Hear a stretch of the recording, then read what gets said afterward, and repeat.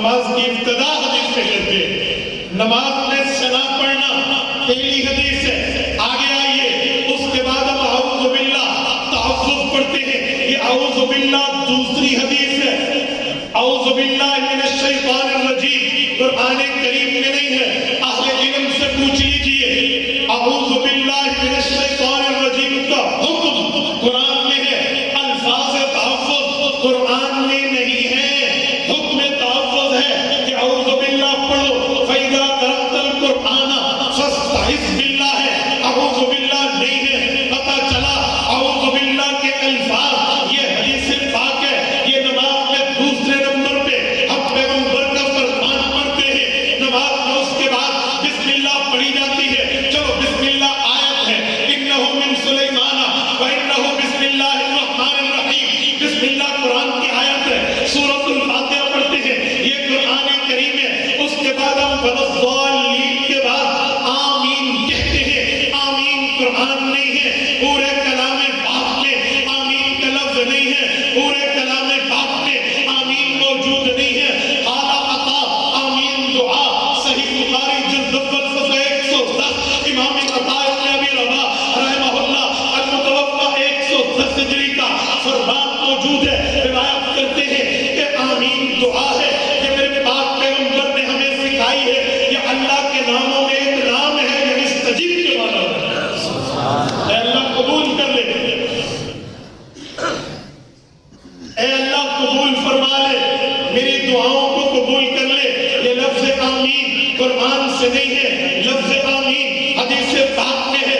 یہ آمین ہم تیسرے نمبر پہ پیغمبر کا فرمان پڑھتے ہیں. میرے دوستو آگے چلیے. اس کے بعد ہم رکوع میں جاتے ہیں. یہ رکوع میں جا کے جو ہم نے 3 تسبیحات پڑھی ہیں سبحان ربی العظیم وبحمدہ. یہ تسبیحات پیغمبر کے فرمان میں ہے. قرآن کریم میں نہیں ہے.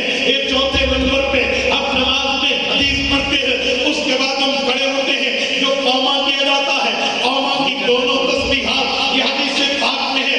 قوما میں امام کہتا ہے سمی اللہ لمن حمیدہ. یہ مقتدی نہیں کہتا. یہ امام کہتا ہے. مقتدی ربنا ولک الحمد کہتا ہے. امام بھی ربنا لک الحمد کہتا ہے.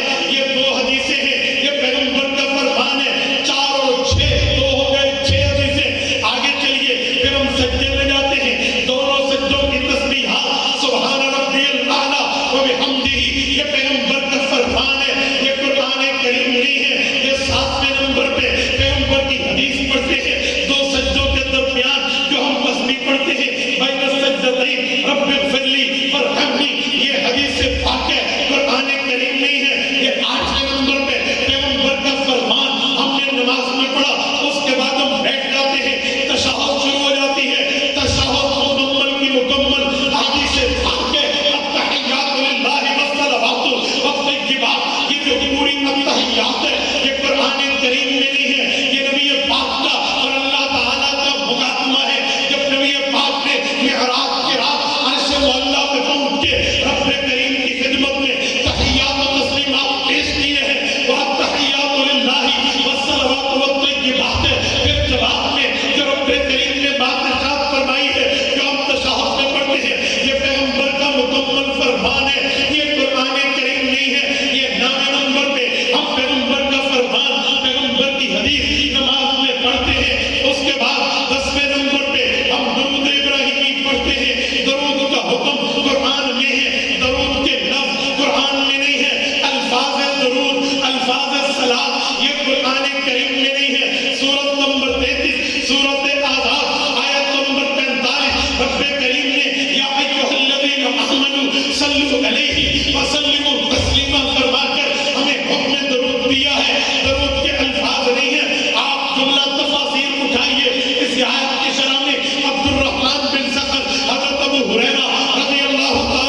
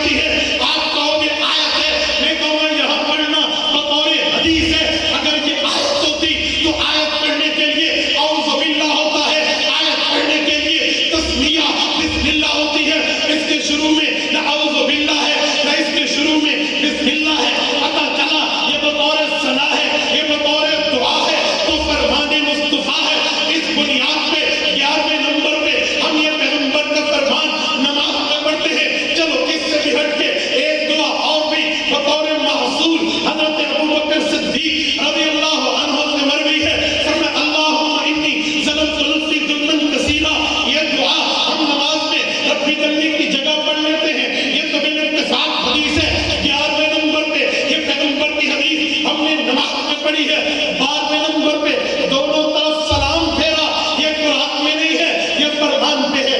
یہ پیغمبر کا فرمان 12ویں نمبر پہ ہم قرآن کریم میں پڑھتے ہیں.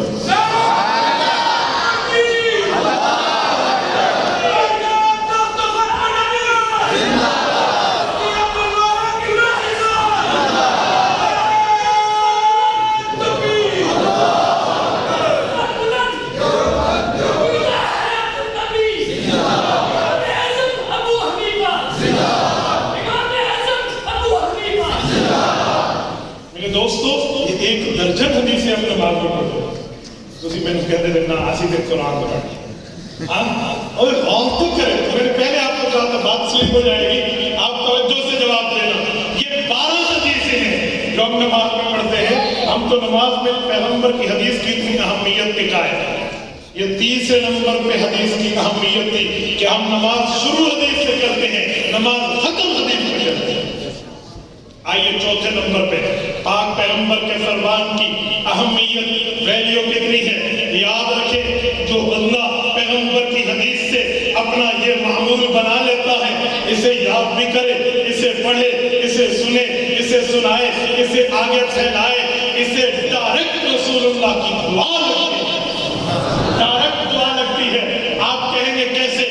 میرے پاک پیغمبر نے فرمایا، متواتر حدیث ہے، صحیح سنتہ میں موجود ہے.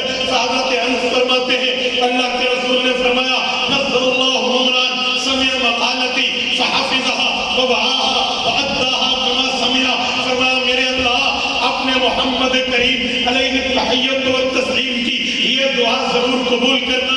میں نبی اپنے اس خوش قسمت امتی کے لیے آپ سے ہاتھ پھیلا کے یہ دعا مانگ رہا ہوں. اللہ جو میرا امتی میری حدیثوں کو سنے، میری حدیثوں کو پڑھے، میری حدیثوں کو یاد کرے، اسے مضبوط کرے، اسے دہرائے اور اسے آگے پہنچائے، اللہ اس کی زندگی کو تر و تازہ کر دے. رسول اللہ کی دعا اس شخص کو لگے گی جس نے رسول اللہ صلی اللہ علیہ وسلم کے فرامین کو حفظ جان بنایا تھا، جس نے رسالت محمد علیہ السلام کی دعا کو اپنے لیے لینا ہے. اس نے حدیث پاک کو یاد بھی کرنا ہے، دہرانا بھی ہے، محفوظ و مضبوط بھی کرنا ہے، آگے بھی چلنا ہے. میرے دوستو حدیث پاک کی اہمیت اتنی ہے. اور سنیے پیغمبر اسلام کے حدیث پاک کی حیثیت